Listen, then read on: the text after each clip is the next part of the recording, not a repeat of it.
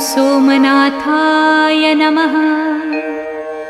ॐ मल्लिकार्जुनाय नमः।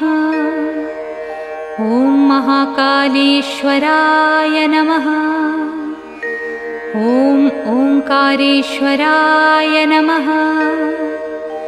ॐ वैद्यनाथाय नमः। ॐ भीमशंकराय नमः। ॐ रामेश्वराय नमः। ॐ नागेश्वराय नमः। ॐ विश्वेश्वराय नमः।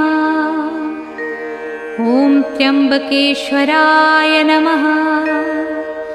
ॐ केदारेश्वराय नमः। ॐ भुस्मेश्वराय नमः।